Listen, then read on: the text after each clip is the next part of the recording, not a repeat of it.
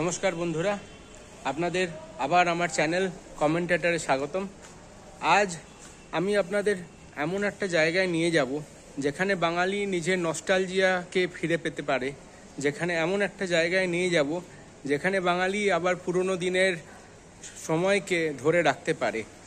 আসলে কি বলুন তো বন্ধুরা, আমি হচ্ছে বর্ধমান থেকে আসা মানুষ। তো কলকাতায় এসে এই ঘুপচি ফ্ল্যাটে বা এই বড় বড় খাঁচার মধ্যে থেকে খুব একটা অভ্যস্ত নই। আমরা বর্ধমানে খোলামেলা আকাশের তলায় শান্তিতে থাকতাম, সবুজের মধ্যে নিঃশ্বাস নিতাম, লোকের সাথে মেলামেশা করে চলতাম এবং এমন সব জায়গায় খাবার দাবার খেতে যেতাম যেগুলো দেখতে এখানকার মতন স্টাইলিশ রেস্তোরাঁ হয়তো নয়, কিন্তু তার মধ্যে একটা জীবন আছে, একটা প্রাণ আছে। তো আপনাদেরকে আমি আজ সেই রকমই জীবন, সেই রকমই প্রাণ সহ এক রেস্তোরাঁর খবর দেব। কিন্তু সে হয়তো খুব বড় নয়, খুবই ছোট, কিন্তু আমার চ্যানেলের মধ্যে দিয়ে তাকে আপনাদের সামনে আমি উপস্থাপনা করব। চলুন দেখি আজকে কোথায় যাওয়া যায়। আমরা চলে এসেছি শ্যামবাজারের খুবই কাছে একটি ক্যাফে অ্যাট ক্যালকাটা বলে রেস্তোরাঁতে। এই ক্যাফে অ্যাট ক্যালকাটা আপনাদের তো নিয়ে যাচ্ছি, তার আগে আপনাদেরকে জানায় যে শ্যামবাজারের নামটা কিভাবে এসেছে। শ্যামবাজার এসেছে শোভারাম বসাক মহাশয় এখানে ছিলেন, সুতানুটিতে এক নামকরা জমিদার। তো তার যে ঠাকুর ছিল শ্যাম রায়, আগে এটাকে বলা হতো চার্লস বাজার। পরে শোভারাম বসাক ওনার ঠাকুরের শ্যাম রায়ের নামে জায়গাটাকে শ্যাম বাজার বলে নামাঙ্কিত করেন এবং সেই থেকেই এটা শ্যামবাজার নামে চলে আসছে।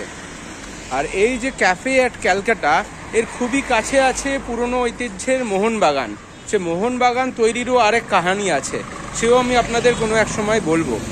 তো তার আগে আমি আপনাদের জানাই, এই যে পাশে পার্কটা দেখছেন, এটা হচ্ছে দেশবন্ধু পার্ক। এটা শ্যামবাজার মেট্রো থেকেও আসতে পারেন, একদম স্ট্যান্ডার্ড চার্টার ব্যাংকের ঠিক উল্টো সাইডে যে রাস্তাটা ঢুকেছে সেটা দিয়ে এগোলেই আপনি এই ক্যাফে অ্যাট ক্যালকাটা পৌঁছতে পারবেন। সোজা রাস্তা, 300-350 মিটারের মধ্যেই পড়বে। তো আপনাদের যেটা বলছিলাম মোহনবাগানের গল্প, তো মোহনবাগান তৈরি হওয়ার একটা কাহিনী আছে। 15 অগস্ট 1889-এ মোহনবাগান তৈরি হয়। মোহনবাগান যখন তৈরি হয়, ফড়িয়াপুকুর বলে একটা এলাকা আছে শ্যামবাজারের পাশেই, আপনারা অনেকে হয়তো জানতে পারেন। তো এই ফড়িয়াপুকুরের লোকজন, ছেলেমেয়েরা, তারা ফুটবল খেলবে ঠিক করেছিল, কিন্তু জায়গা পাচ্ছিল না। তো সেই জায়গার খোঁজে তারা আশেপাশে দেখছিল, তখনই একটা প্যালেস টাইপের দেখতে পায়, আপনার মার্বেল প্যালেস টাইপের, মোহন ভিলা নাম ছিল। সেই মোহন ভিলার যিনি মালিক ছিলেন, তার সাথে সেন ফ্যামিলির সাথে এবং আরও কিছু বাসু ফ্যামিলির সাথে সবাই মিলে বসে তখন ওরা ঠিক করে যে হ্যাঁ, আমরা এই জায়গাটাকে একটা ফুটবল খেলার ক্লাব ভাবে তৈরি করব।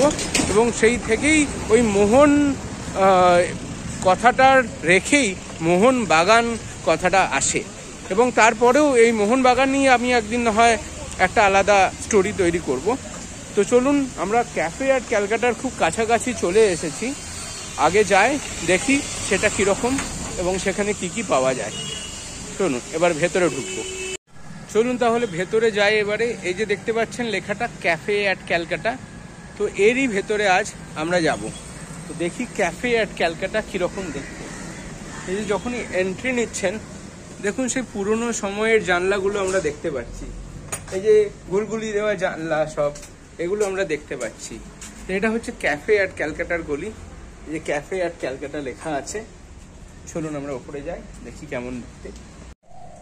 দেখুন, এবার যখন ঢুকছি এই ক্যাফে অ্যাট ক্যালকাটাতে, আপনারা শুধু জায়গাটাকে দেখুন। এই জায়গাটা দেখিয়ে আপনার মনে পড়ে যাবে বোধহয় পুরনো কোনো বন্ধুর বাড়িতে, বা আপনাদের যদি কোনো জায়গায় শহরে যদি কোনো বা একটু গ্রামের সাইডে যদি কোনো বাড়ি থাকে, তাহলে আপনার মনে পড়ে যাবে সেই বাড়ির কথা। আপনাকে শুধু একটু দেখায় এই সিঁড়িগুলোতে আলপনাটা দেখুন।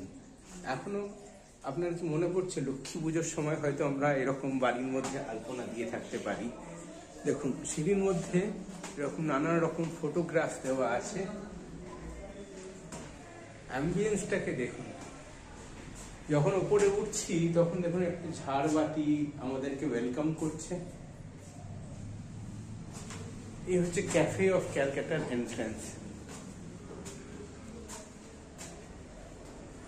এই যে ক্যাফে অফ ক্যালকাটা এখানে লেখা আছে ঢোকার মুখে।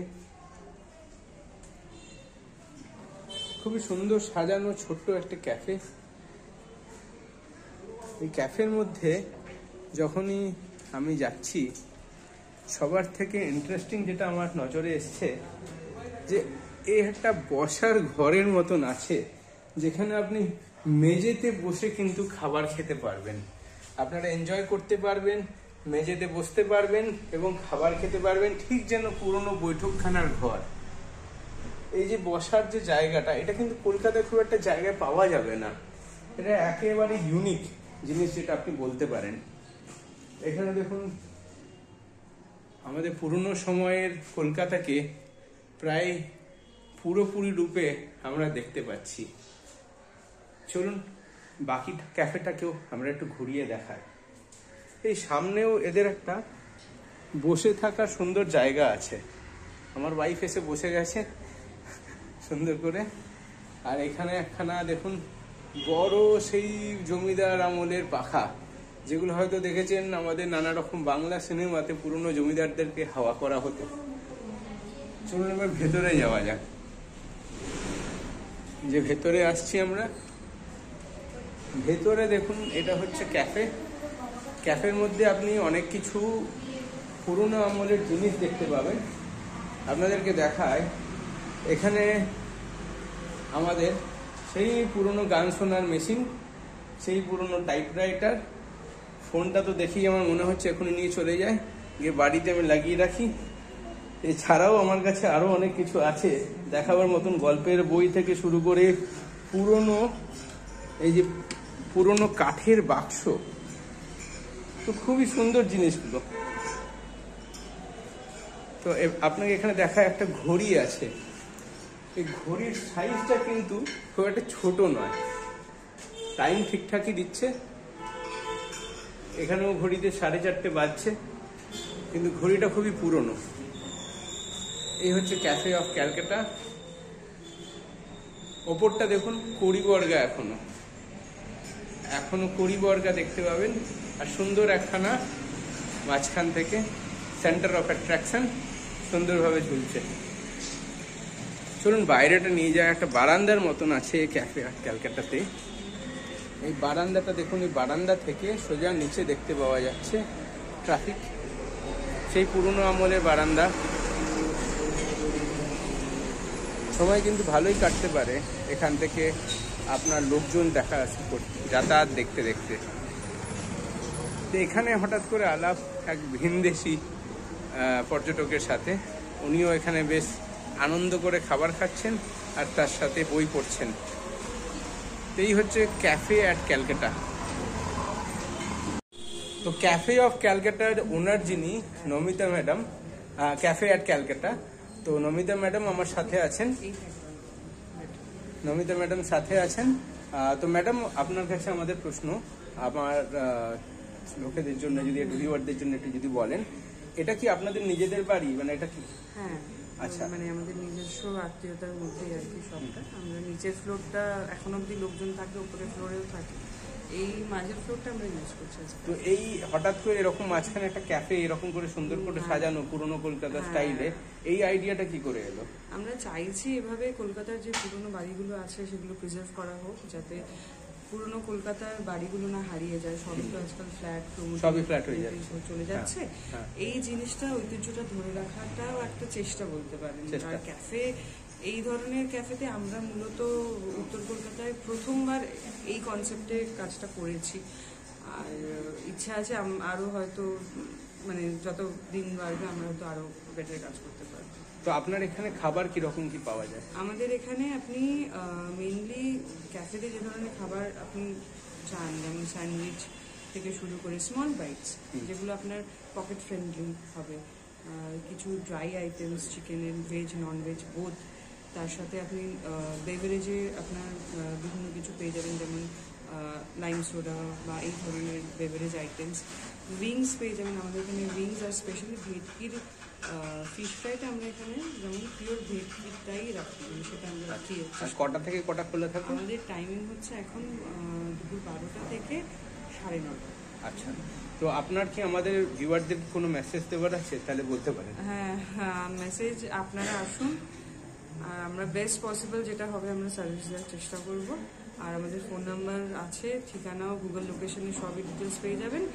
আর আমরা এখন সুইগি মানে জোম্যাটোতেও আমরা এখন ইনফ্যাক্ট অর্ডার নেওয়া শুরু করেছি। তো বাকিটা এবার আপনারা আসলে ডেফিনেটলি আপনাদের আসার ব্যাপার। তো আপনারা আসুন, ক্যাফে অ্যাট ক্যালকাটা আপনাদের সার্ভিস দেওয়ার জন্য একেবারে রেডি। ধন্যবাদ। তো আমরা আজ অর্ডার করেছি 2খানা প্লেট, একটা ক্রিস্পি চিলি বেবিকর্ন আর একটা ফ্রাইড চিকেন উইংস। দুটোই চলে এসছে, আপনারা দেখতে পাচ্ছেন। এটা হচ্ছে আমার জন্যে, আমি ভেজিটেরিয়ান মানুষ, ভেজিটেরিয়ান খাবার। আর এটা আমার ওয়াইফের জন্যে, পিওর নন ভেজ। খাই আগে, তারপরে বলছি কেমন খাবার। ফাইনালি খাবার খাওয়া হলো। আমি সত্যি বলছি, খাবারটা কিন্তু সত্যি ভালো। এটা নর্মাল রেস্টুরেন্টের খাবার নয়, একেবারে যেন মনে হবে আপনি বাড়িতে বসে আপনার কাকিমা, জেঠিমা বা আপনার মা আপনাকে খাবার বানিয়ে দিয়েছে। একেবারে বাড়ির খাবার, কম তেলে রান্না এবং সত্যি সুস্বাদু।